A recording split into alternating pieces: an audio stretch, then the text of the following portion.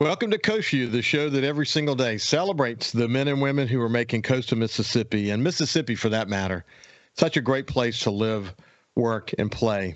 I've got one quick thing to share with you, and then we'll go straight to our guest, who's going to be Austin Golding. And we're going to talk about sort of the energy policy and what's the latest in his business and all that. We'll go there in just a second. I was on social media, and I ran across on Instagram a reel. And every now and then you get these great nuggets in looking at these reels. And this particular one came from a company by the name of Genius Network. And in this particular reel, there was an older gentleman who had built a multi-million-dollar company. And he was talking about the things he learned when he sat down with his multi-million-dollar sales producers in his company. What did he learn? So he brought them all together. And he learned a lot of the things that you would expect, but he came down to there were three common characteristics of the people who were producing multi-million-dollar sales. And he came to refer to them as AMC. AMC. The A, incidentally, means attitude, stands for attitude. So the top producers in this company had a great attitude. And they had about themselves, about their company, about what they were doing, and it just prevailing in everything that they did. The M stood for motivation, and it's essentially that these people are motivated, and they have a motivation for their company, and you can motivate them. You know, they're motivatable. But they believe in what they're doing, and they're motivated by what they're doing. And then the C in the AMC stands for commitment. You know, a lot of employees work at companies, but they're not really committed. And to be successful in sales, you have to be committed not only to what you're doing, but the products that you sell. How committed are you? How motivated are you to stay committed? And are you willing to constantly learn and make it better? But the successful salespeople in their company, in his company, had AMC, attitude, motivation, and commitment. And if you go back in my career as a CEO, I could apply those same three words to the people who were successful in my organizations. Very much so, they possess this AMC. Anyway, I thought you would enjoy hearing that. I was really inspired by it when I saw it myself. Okay, let's move now to my friend Austin Golding. He's the president and CEO of Golding Barge Line. And they do incredibly important work. They're a family-owned business, and he's become a regular here on Coast Vue. But anyway, before we go any further, let me say good morning to you, Austin. How you doing, my friend? Good morning. Doing really, really well. Happy to be here, and thanks for having me. It's good to see you. Listen, we're going to come back to this in a second, as you and I tend to lament. You know, America needs an energy policy that is something we can all sign up for. I have a great way to lead into that conversation. I pulled a series of quotes about energy policy. And in reading these quotes, I'll read a couple to you. It really shows how confused we are as a nation about how we're going to get from where we are now to our sustainable future. But before we go any further, we're going to do two things before we start. I want to remind people about this unique company that you have and what you do on the inland waterways of America. And then tell us how you're doing. Yeah, so what we do, we take energy products, liquid energy products, gasoline, diesel, jet fuel, and the products that go into making those all over the country by barge. So we either take them from facility to facility, but they're in a process to make a finished product, or we take that finished product and we take it to market, to a rail terminal, to a truck terminal, to a tank field, or to a ship to be exported.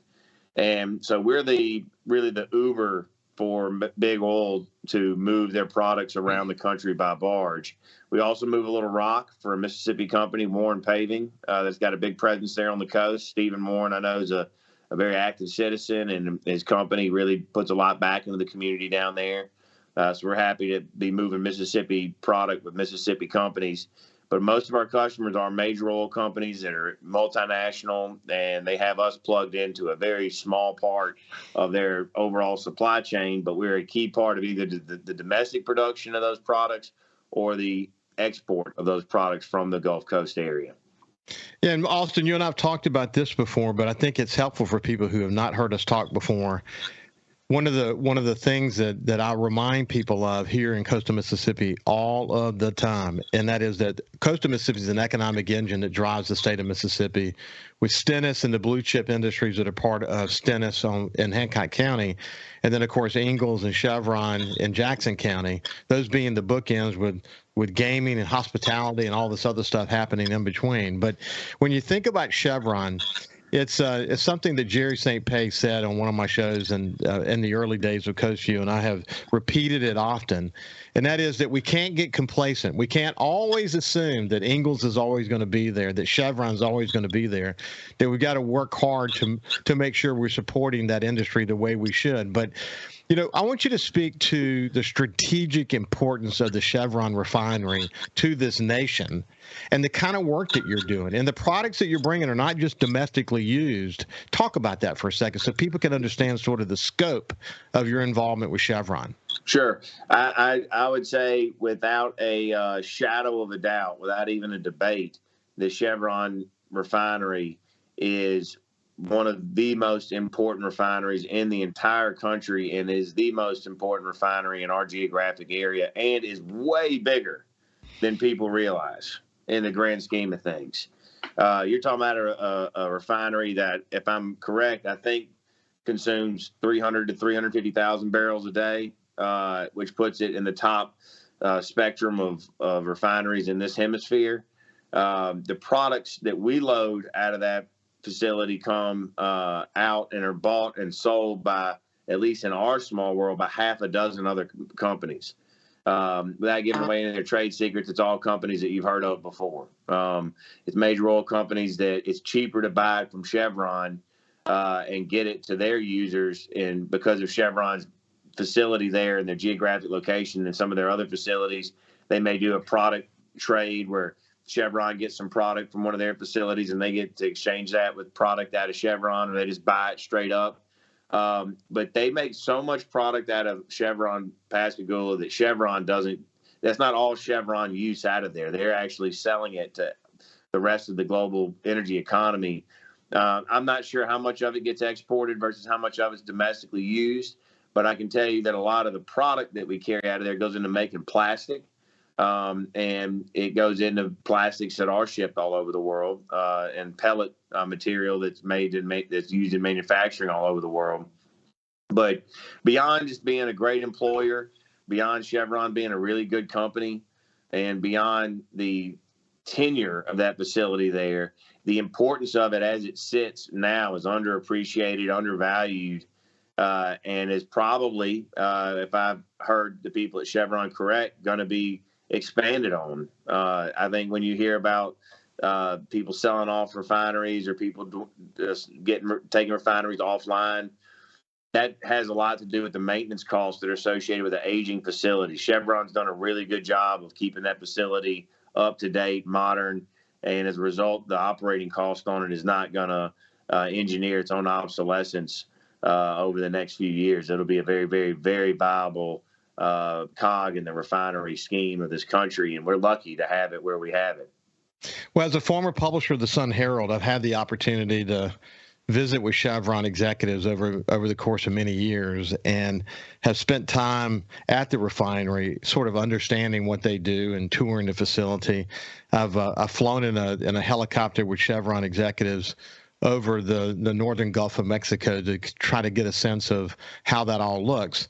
The reality of it is that I fish a lot offshore. So, when you go off of Jackson County, for people who have not been there, and you see these super tankers come in and they download to what are very large ships in order to get the product transported into the Chevron refinery. And you see the number of ships that are on standby waiting to get in there to download their products.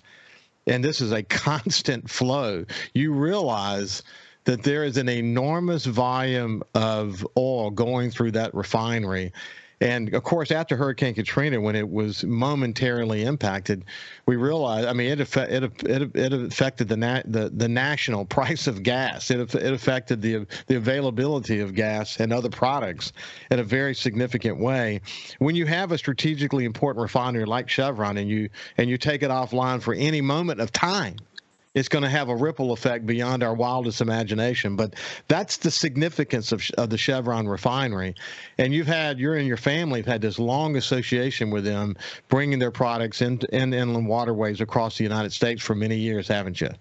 Oh yeah, for sure. And I'll also tell you that it was very hard to get into Chevron's fold as a vendor. They don't take the lowest bidder and shuck the highest bidder. They vet us. They come in and make sure that the way we're operating is to their best practice standard.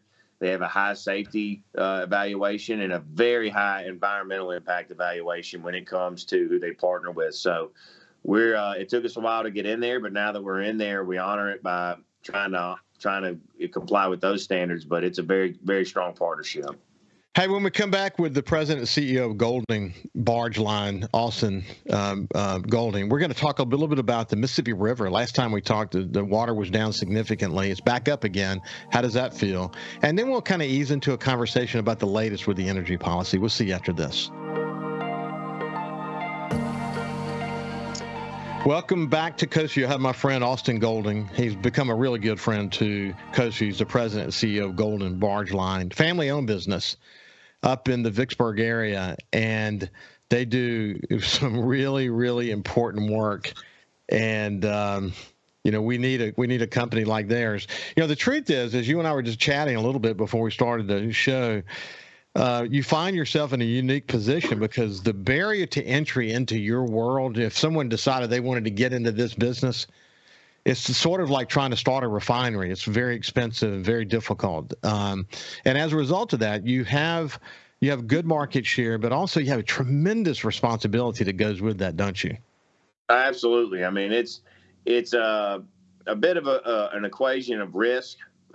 People that generally do the analysis about getting in our business, see the margin that we make on an average and go, I can do that with a lot less risk. I can make that kind of return without filling something full of gasoline and floating it down the Mississippi River with people riding it. And they do. And so a lot of our competition are generational businesses that have the inherent tolerance for the risk associated with our business built into their DNA, or they're able to manage it with that risk understood, and the talent that rides the boats works for that group because they know that family and there's a lot of trust. And then the customers they work for know that group and know that there's a lot of trust and responsibility associated with that group. Coming and going is going to cost you a lot of mariners, and it's going to cost you a lot of major oil relationships because come lately doesn't do much for people when the amount of risk that we're assuming and responsible for can make or break an industry. I think we all saw what happened with Norfolk Southern. My industry's having huddle ups scheduled just about every week, trying to figure out lessons learned from that incident and that responsibility that you and I both know. When people talk about that industry and that accident, it wasn't Norfolk Southern. It was the rail industry had that incident, and the chemical industry had that incident. And so we are a steward of not just GBL and Golding Barge Line's brand. We're watching out for the brand for our whole mode of transportation and the I guess you could say the entire worldview of the products we carry, about how dangerous they are versus how beneficial they are, and is this worth it? As long as we keep it in the barge, that viability is never questioned, and the amount of impact it has always outweighs the risk if we manage it properly. Austin, it's so interesting to see it from that perspective, and the Norfolk Southern issue recently is a good example of what could be. I was an operations director for the Sun Herald early in my career, and I had responsibilities for the relationship with MDEQ and EPA. We had tremendous responsibilities regarding all of that, and I know what it looked like. I know what the manuals look like. I know what the training requirements look like. At least as it related to my world, I can only imagine what that looks like in your world. Because every time you get a new data point, they say, we need to go look at this a little closer. We need to go look at that a little closer. It can change your world in a moment's notice. It can, and the guidelines that our major customers have given us, have allowed us to scale. We couldn't have grown and managed the risk that we have without their guidance. The auditors hate when I use the word consulting, but our company culture is to use an audit as a consulting session. And if they tell us they want it to look a certain way, it's probably not because they have a preference in font. It's probably because there's a lesson learned behind that requirement. So we've been very open-armed, very open-minded, and very receptive towards best practices and policy around managing that risk. We know how to get it done. We weren't very good at showing our work for a long time. Now we're a little bit better at that. You know, I have operated a boat in the lower Mississippi River, coming from my house across Breton Sound into Baptiste Collet and into the Venice area, and then south of Venice and over to Tiger Pass, etc. But man, on a foggy day, you got to know what you're doing, and sometimes you can do everything right, and somebody else just doesn't know what they're doing. So it's a tenuous, careful thing you have to do, isn't it? It is, and for your audience, the majority of our company is in the Gulf Coast area. We have about a quarter of our company is between New Orleans and Panama City, Florida. It goes right in y'all's backyard. I would say 8 to 10 tows any given day. And then we have a large group that runs between Brownsville, Texas, and Lake Charles, Louisiana. And so managing the weather is a key part of our brand and a key part not only of how our mariners trust our voyage plans, but also our customers. And as your audience knows, there's several days where I send an email out and says, we're not going anywhere for 4 or 5 days. You know, it's here we sit on Wednesday and we'll be moving on Sunday based on the forecast. And that's a lot. I can have that conversation on the front end. That's a hard conversation, but that's a lot easier conversation than the call on Friday where our tow is broken up and we have barges adrift in the Gulf and they're carrying hazardous cargo and we're chasing them down and the boat's on ground and they got people in distress. I'll make the call telling you I can't run and grit my teeth through that one before I have to pick the phone up at 2 a.m. and deal with a real mess. Man, I get that so significantly. Speaking of real mess, I bet you're thrilled that the Mississippi River is back up again, but that was a trying moment with the river down for so long, wasn't it? It was. You know, and Ricky, I know what you value and kind of what your audience value based on our previous conversations. It for sure was a challenge, but it also presented a hell of an opportunity for us. We have the ability to show people that this is why you hire a family-owned small business, is for these times when you need the updates quicker, when you need the updates more accurate, when you need more tangible relationships with the people that you need answers from now because your boss just called a meeting an hour from now and he wants to know when the barges are moving. When our competition had to meet to figure out when that meeting was going to be, we were eating their lunch. So we turned over information a lot faster, and the information we turned over was a little more flexible than the big companies. The big companies, they manage their risk around their least capable boat and their least capable mariner. I'll move that least capable boat and I'll move that mariner to make room for a more capable one and then craft my policy around what I've created at that point. So it created a great opportunity for us to show how nimble and responsive we can be in a pinch. Because if the river flows normal all the time, people get really price addicted. And I'm never going to win in that world. So if we can take it from a price discussion to a service discussion, sometimes a situation like that shines a light on us. I had a great conversation with Andy Gibson, the Commissioner of Agriculture, and we were talking about farmers and how nimble they have to be and how responsive they have to be. And I mean, you whatever you throw at them. And the way you said that a few minutes ago is the way, because I spent a lot of time in the Mississippi Delta and I have some great farmer friends, and they farm thousands of acres, is that this notion of risk and tolerance is built into their DNA. In a way, you're kind of like a farmer. You have to the natural elements of the day can control what happens in your company. And for example, what you did, and for people to understand this, when you have a full barge and you have a low Mississippi River, there's a chance you're not going to be able to get that barge down the river. So what you do is you put less product in those barges, and you have to tow more barges. and that's the way you deal with it. And you just have to be willing to turn on a dime and be innovative, don't you? You do for sure. And look, if our barges were as big as Andy Gibson's cowboy hat, we'd be good to go. We'd be carrying product all over the place. But no, I absolutely. I mean, look, you see a lot of generational farms. You see a lot of generational towboat companies. I mean, there's a number of financial factors that push it that way. But the risk that people are willing to manage, and the fact that they've seen how it's done, and they've had those conversations at the dinner table, is a big part of what we do. Not now the profitability of it and the juice that's worth the squeeze is definitely another part of it.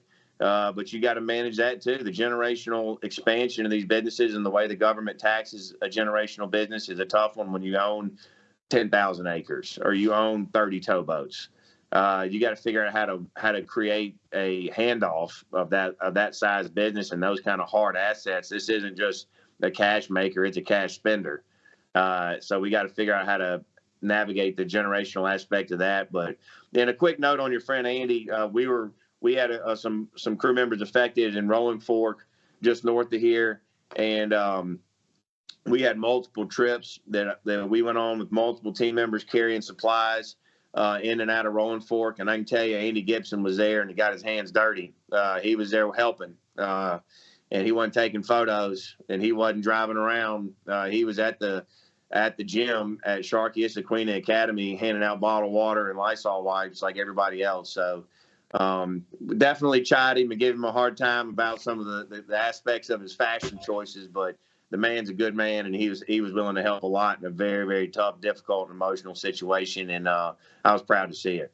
Yeah, Austin, we actually talked about that for a good segment or more. Good. And I actually wrote a piece about it. I'll send you the piece that I wrote about what it says about Mississippians in that moment. And I'm glad to hear you say, I hope your team members are doing well. They are. So why don't we do this? We'll come back on the other side and we'll talk a little bit more about the energy policy. We'll see you after this break. Welcome back to Coast Vue. I have my friend Austin Golding, who is with Golding Barge Line. He's the president and CEO there, family business. And I enjoy checking in with him. He's been a real good friend to Coast Vue. Hey, listen, I don't want to zoom past this point that you said you had team members in Rolling Fork. And what you said about Andy Gibson, I appreciate it. But what you saw when you were there, though, is that Mississippians, when the going gets tough, the world gets small, Mississippians come to each other's aid. And it doesn't matter what race you are, where you came from, you are loved in this state. And it plays out in a very significant way after a disaster in Mississippi. And the national narrative that too often is rooted in a very painful history of Mississippi isn't consistent with what you observed when you were in Rolling Fork. But it's good to see Mississippians helping Mississippians, isn't it? It is. And, while I was very, very proud to see it when I was up there, my comment to a lot of people was there's still a lot of good left in the world. It's very disappointing that we don't have more leaders that can harness that good and spread that around and try to find a way to market that and raise money through that. I mean, I left there frustrated to a certain degree that there's this much good in the world and we're still focused on as much negativity as we are. And it takes a town being flattened to bring this out of people. It shouldn't be like that. And, I know. I challenge our leaders to try to figure out a way to tap into all that good and use that energy to move us forward instead of, going. I mean, if anybody had brought up any of the stuff that we argue over in Rolling Fork in the middle of that rubble, everybody would have rolled their eyes at them. That stuff's not as important. And, we have a lot of pressing issues here in Mississippi that whether you're in Rolling Fork, picking up rubble from people whose lives have just been wiped away, whether you're on the Gulf Coast doing that after a hurricane, or whether you're doing that on the Mississippi River after a catastrophic flood, you see the same character in people. So I know it's consistent, and I know it exists. And we got to tap into it big time in our organization here, because we ask people to live on a boat together for a month at a time and do very dangerous work. They don't get to go home. They live in the same bunk as one another. They go home after a month on the boat. In the middle of the night when it's raining or sleeting and it's 30 degrees or 100 degrees, you don't care about all the politics and the background and the demographics that are supposed to keep you separate from other people or are supposed to divide you from other people. You look at that person as a coworker and an ally. So We live it every day by asking people to live and work in the environment we are now. And I know it exists because I've seen it in moments of crisis that we've been involved in Mississippi. And you're right. There's a lot of it here. That is beautiful and eloquently said. I agree completely. You know, the truth is that the polarizing ends on the political spectrum tend to define us. And then social media takes that and divides us further when most Americans are somewhere in the middle. That's the reality. Right. And most Americans are frustrated, frankly, that the polarizing ends too often decide the agenda. And you're right. I mean, it is after a disaster. And I've written about this, that after a disaster that we see what's really in our heart and soul. You know, what's really, I wish we could harness this as a set of leaders in this state and focus more on solving problems. We would get so much more done. But, you know, the politics of the day often too often sort of rule the moment, unfortunately. Listen, it's very frustrating, I know, to watch America's energy policy. As you've said before on the show, we probably need at least a couple of more refineries. No one argues that we're going toward renewable energy, but the process to get there, there's so much disagreement. I was going to read some quotes, but I won't take the time to do that now just because we don't have the time. What's your latest thinking about where we are? So I think the big thing with our energy policy in this country that people are going to have to realize going forward is we are now the refinery. We are now the refinery for this hemisphere. And I think going forward, as we've seen what's happened with Russia and China and that alliance, we are not going to produce as much energy for that part of the world. They're going to start partnering with each other. And we are going to have a new neighborhood where we make a lot of the energy, not only for this country, but also Central and South America as they emerge. And they are much farther away from an electric future and a renewable future than we are. So they are going to be more willing to pay more money for the same products we are. So we're not just refining products for the U.S. anymore. We're doing it for this part of the world, and this part of the world being this entire half of the world. Now, the refinery capacities are, right now everybody's running their refineries wide open. They're in a profitable posture, but there's a huge debate around how much money can come out of public coffers into stuff that is oil and gas based. How much money the banks are going to lend private companies like me to build these assets that are supposed to be part of the supply chain that we all use. So if we're not updating this supply chain, and we can easily see the demand going forward for not just the U.S., but for the emerging world, and especially a lot of emerging economies in Central and South America, if we don't encourage investment along with that demand, it's only going to get more expensive, and it's only going to get less efficient. So, I mean, I cringe when people look at oil and gas investment as a step back. We're going to be, and I know the game plan of this administration is to get traditional energy costs high enough to where they actually compete with renewable costs. I mean, that accepted. I think that we're all paying the cost for this tug of war that's going on in the back rooms of people that don't care how much they pay for gas and don't care how much it costs to heat their house. They just want the oil and gas gone and their new investment in renewables here today. Now, that's not the world we live in, but that's the world they want you to vote in, and that's the world they want you to invest in. But the world we live in, oil and gas is going to be here for a longer time. The global market's changing to become more local, and the reliance on our refining capacity here in the U.S. Has been bolstered and will be reinforced for a number of years to come. Those are just facts. That's the way you ought to be investing. Well, you mentioned the alliance between Russia and China, the war in Ukraine, and you and I talked about this before. In fact, we had a whole show about the geopolitical situation and how the price of oil is not something that we determine, but it's determined on sort of the worldwide markets. But there probably has not been this much uneasiness on the world markets geopolitically in a long time. Which I think is why our partners are getting closer geographically to us. We're now sending a ton of diesel to Mexico. We're creating an entire ocean of products that are going to Brazil and Argentina and South America. They don't want to build their refining assets, and they can't get the capital to do it. We already have it.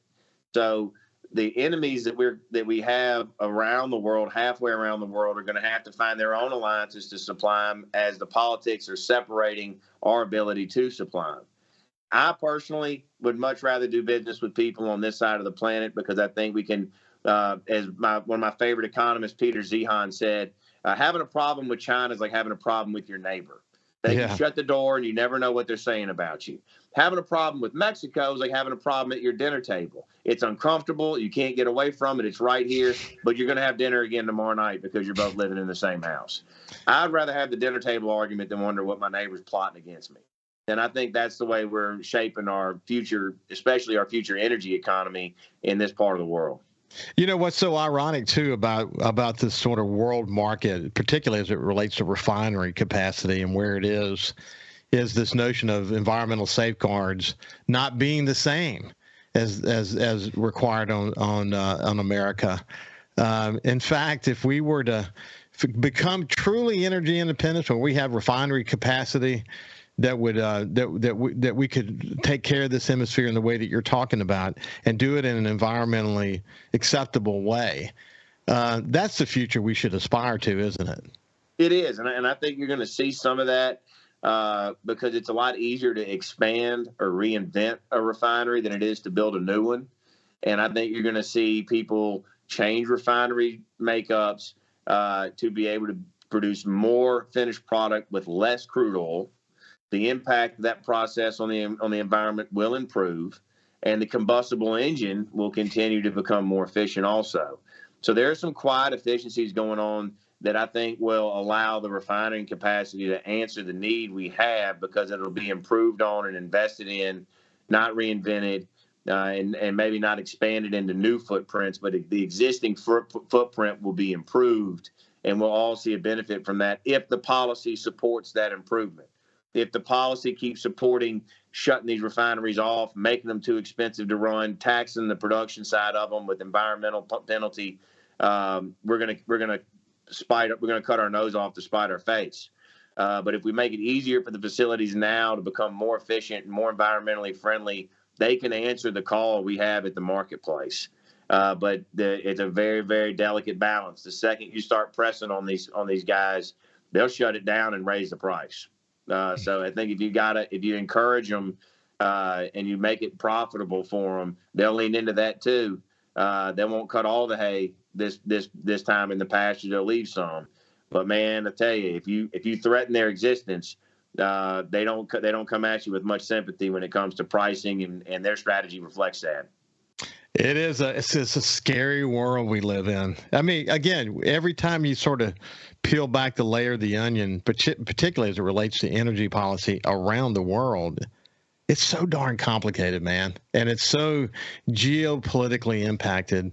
And again, the war in Ukraine, once again, shows us how these unique alliances are coming together and how oil is funding the war. And oh my gosh, man, it's just it's a very complicated thing that we are part of when you talk about energy policy. But anyway, we're out of time. But listen, Austin, it has been a pleasure to catch up with you, my friend. As usual, always am very impressed with how well read you are. And I particularly appreciate your comments about the tornado aftermath and what you would have hoped that Mississippi would aspire to. I thought you did a terrific job of stating that. So thank you very much for sharing that. And anyway, have a good day, my friend. Hey, thank y'all, and all my best to everybody on the coast. When we come back, Kyle's going to join me for a few minutes. We'll see you after this. Welcome back to Coast Vue. I really enjoyed that conversation with Austin Golding.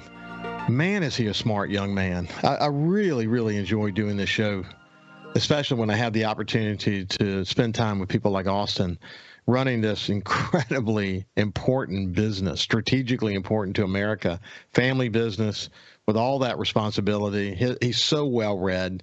In fact, he also has a tremendous heart. What he said about the aftermath of the tornado and his urging of state leaders, why can't we embrace that? I mean, I think that's such a great point. We're so our politics divide us. I wish we could come together. We can have different points of view about how we should get things done, but we can respect each other and have honest, open, respectful debate and seek the solution to problems. And we don't do that enough in a bipartisan way, and we should do that more. I think the aftermath of the tornadoes, as Austin pointed out, is a clarion call to challenge ourselves to expect that of our leaders. Anyway, now we'll move on to my friend Cal Curley, who we haven't visited with in a while. And first of all, good morning, my friend. How you doing? Good morning, sir. How are you? I'm doing good. So look, Kyle's always here. He's running the show. He's talking to us during the breaks. We can always see him through the video monitor for the Facebook and YouTube audience. What you're seeing now is what you normally see when we're doing our shows. So everybody has a growing and wonderful relationship with Kyle. He also has, I think that's a Shuckers shirt that you have on. So not only does he do the music in the Superdome during Saints games, but he's got a lot of responsibilities related to the Shuckers. How's that going, incidentally? Well, it's starting to pick up. We hosted PRC on Wednesday night, and the season 4 Shuckers gets underway Tuesday, April 11th. We'll start with a bang, a 6-game series. And I believe we're playing Pensacola. Not really sure, but it looks like we have a pretty good team. We have the number 3 prospect in the Brewers organization on our team in Churio. It looks to be a very exciting first half of the season. I'm not sure if he'll be down too long. I would imagine if he starts with the bat ablaze, if you will, he'll be moved up to Nashville pretty quick and maybe into the show by midsummer. Wow, that's incredible. It's always good to see. We've had so many incredible players that have come through here and gone to the majors. And so if you love baseball, it's a great opportunity to see some incredible prospects, isn't it? It really is, and you don't really even have to be a Brewers fan per se, because there's a lot of talent coming from other teams. The Braves, in particular, we play the Mississippi Braves numerous times, and they're, of course, the AA affiliate of the Atlanta Braves, so there's already a connection there with folks here. And then Pensacola and Chattanooga, all of these other teams, you're bound to find some players that you're going to be rooting for, whether you're a Brewers fan, a Braves fan, a Cubs fan. Let's see, the White Sox maybe. Some of these teams have changed affiliates along the way, and it's hard to keep up sometimes. But, man, there's a lot of good talent that comes through. My cousin's son, or actually it's his grandson, who played. Now, her son played 4 years at Auburn and started every game. And then his son played every single game as shortstop for Auburn. He now plays in the St. Louis Cardinal, farm league. And, it'd be interesting to see how he does. His dad actually got one step from the majors and then ended up getting an opportunity to be a coach. And he was a coach for 15 years, a batting coach in the majors, and he had a great run. I think I mentioned this to you. They live in the mountains outside of Birmingham. And he built on one of the pieces of property they own, they built this huge barn. It's a metal building. And it's out in the middle of nowhere, and people come from all over the country during the off season to get batting lessons from him. Inside this barn is it's world class professional setup for batting cages and all of that. But baseball continues to do really well, doesn't it? It really does. And, like I said, there's a lot of talent. There's a lot of players that come up through high school and get into college, whether they're D1, D2. Some of them moved on to Major League Baseball's farm teams. And you're right. They do. They come back and they hold batting lessons, pitching lessons.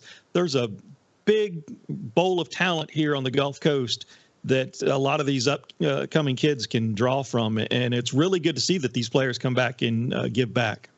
Yeah, my grandson's his father and his grandfather played baseball. In fact, as you may remember, Steve Azar and my son-in-law's father, Keith Williams, were at Delta State at the same time, and he was the quarterback. My Keith was the quarterback for the Delta State football team, and he and Steve Azar became very, very close during that time. But my grandson plays baseball, and it's fun watching them.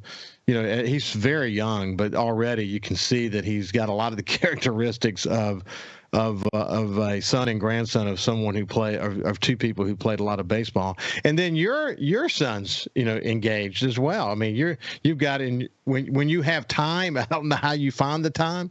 You're engaged in ball with your son as well, aren't you? Yeah, he's a freshman at West Harrison and playing on the varsity team. And we got about 20 seconds left. But yeah, it's never ending. You get him off the field and he's still talking about baseball. He's talking about what he can do and how to get better and just practice. And yeah, it's a full 24/7 mindset for him.